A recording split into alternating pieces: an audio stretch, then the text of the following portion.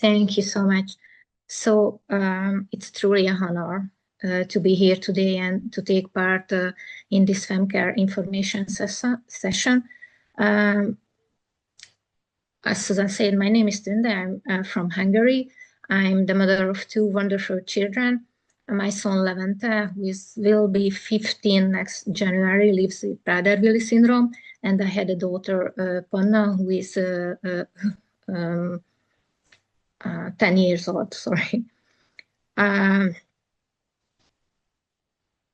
Susan mentioned, I'm the president of the IPWSO Association of Hungary, representing a community of families who share the same challenges, hopes, and dreams. Our mission is simple: to make sure that no parent ever feels alone on this journey. When my son was born, I remember feeling lost and overwhelmed, as I think many of us do in those early days. But over time, I learned that knowledge, structure, and community can transform that fear into strength. In my talk today, I share my family experiences and what I've learned about starting good habits early. Honestly, when I was first invited to share our story, I hesitated a bit because, like most of you, I'm still learning every day. But I realized that sometimes hearing from another parent who understands what it's really like it is also important. Today, I'd like to talk about how we began to build healthy habits early, what worked for us, and why I believe these small routines can make a big difference in the long run. So structure isn't just helpful, it's essential. Predictability creates safety, reduce anxiety, and support learning. Good habits from the invisible framework that holds daily life together. A little bit about my family. We are the family Balog. We live in Nagykanizsa, a small town in the southwestern part of the country. We are in the fortunate position because our close family members, such grandparents, aunts, and cousins live here, and we are in daily contact. Levi is our first child. Levi is the nickname my son. Levi is our first child, and we waited for him very much. After a happy and problem-free pregnancy, it was a shock when he was born earlier than expected. And soon after birth, doctor listed several concerns, for example, extreme hypotonia, aortic palate, and partial agenesis of the corpus callosum. First, they initially suspected SMA disease. We spent the first month in the hospital, but SMA was ruled out. Once Levi learned to drink from a bottle, we were finally able to go home. A wonderful neurologist gave us advice that shaped our early attitude. Don't focus only on the problems. Every child is a miracle and capable of so much. Believe in them and keep developing. We took this to heart. From 6 months of age, Levi had intensive early therapy, physical therapy 3 times a week, special care 1 time a week, and hydrotherapy 1 time a week. And he made a remarkable progress. He reached all motor milestones on time or with only minimal delay. Around age 2, he began speaking, of course, with many mistakes, but he was very talkative, and he is now very talkative. Perhaps this is why doctors didn't suspect PWS earlier.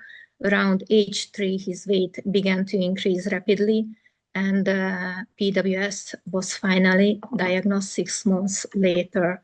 So our Prader-Willi story really began when we received the diagnosis, when Levi was around 3.5 years old. When our child was diagnosed, I remember feeling overwhelmed. There was so much information. medical terms, therapists, specialists, but not enough about everyday life.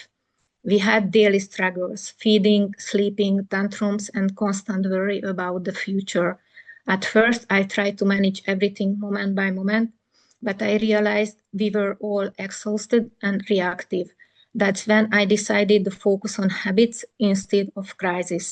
The first small change we made was creating a clear daily rhythm, meals at the same time, a consistent bedtime, and small walk every day. It seems simple, but it changed everything. And of course, it was a progress. It took a time, but our child felt calmer, and we as parents felt more confident. I soon understand that with Prader-Willi, structure is not just helpful, it's essential. Our children feel safer and more successful when life is predictable. Starting early means we have time to teach, adjust, and make these routines natural. Good habits are like invisible scaffolding. They hold everything else in place. About mealtime habits. Food is probably the biggest challenge for every Prader-Willi family. We decided early that food should not become a battle. We set clear rules and consistent routines. Meals at the same time every day. Only eat in one place at the dining table. Portions are fixed before we sit down. We made mealtime peaceful. No devices, no stress, just family time. Our child quickly learned what to expect, and the anxiety around food began to decrease. I learned that predictability is more powerful than restriction. My personal tip is use a meal calendar, involve the child in planning a healthy plate.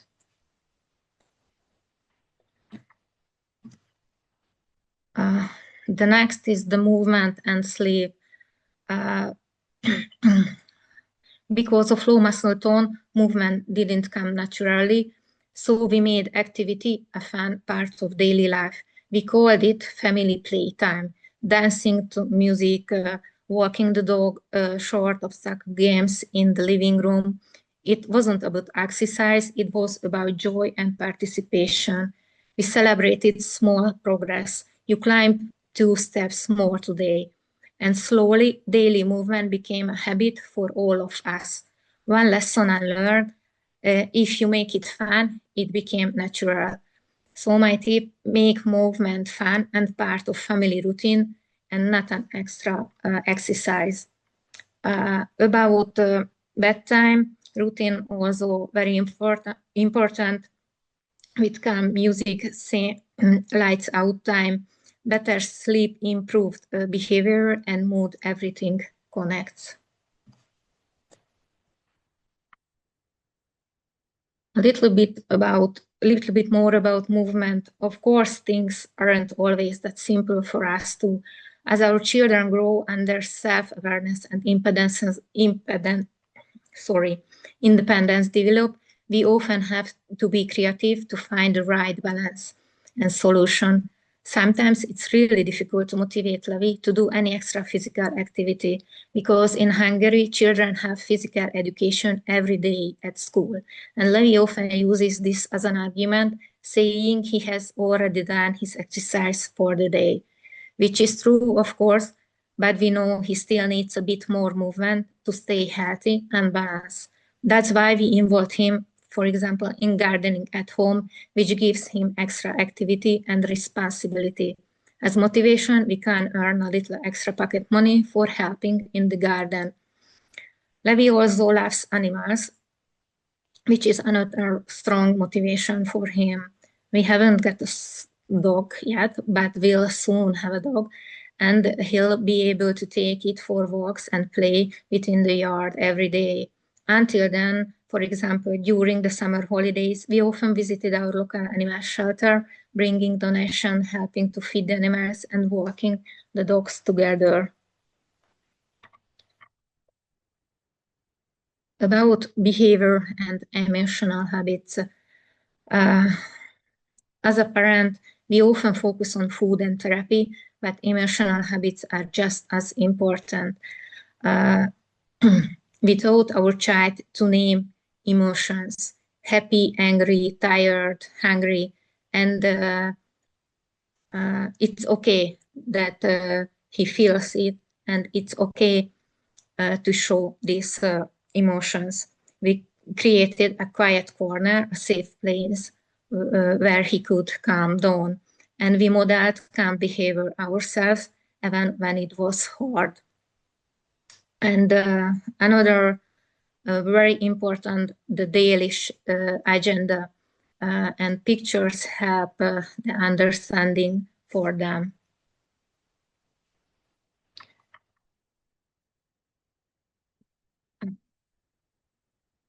Since Levi was very young, we used the reward chart to help him learn and stay motivated. In the early years, we focused on building small skills, as you can see in the picture: dress himself, go potty, eat healthy food, brush teeth. And as he grew, we started to focus more on tasks and daily responsibilities. The reward has never been food. Instead, it's always been something else he enjoys, like a magazine, a weekend trip, or going to the cinema. As a bonus, this system works wonderfully with his sister too. It helps her stay organized and motivated as well.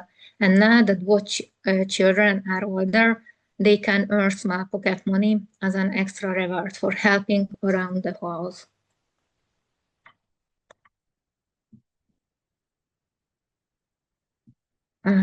Insight from our journey: start early, stay gentle, keep going on small habit at a time, be consistent. It's okay to rest about consistency over perfection.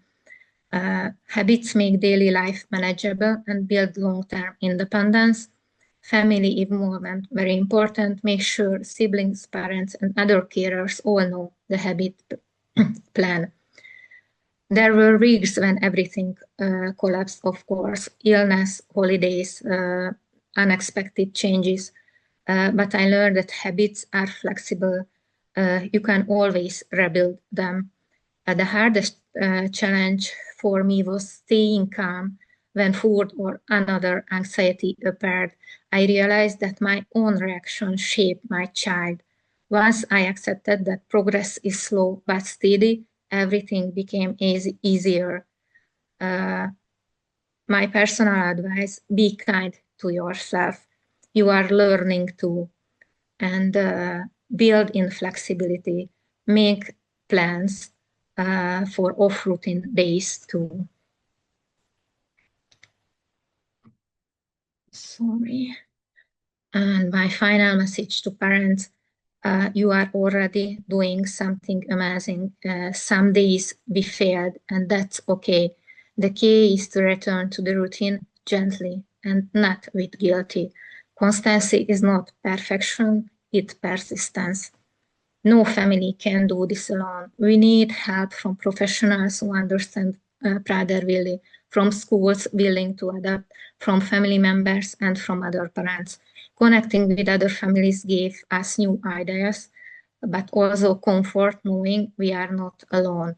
That's why I'm so grateful to be part of the global Prader-Willi family through IPWSO. I've learned so much from them and received wonderful advice during various presentations, many of which I've been able to apply in our everyday life. I'm also happy that now I may be able to give something back and share a bit of our experience with other parents. Thank you so much for your attention.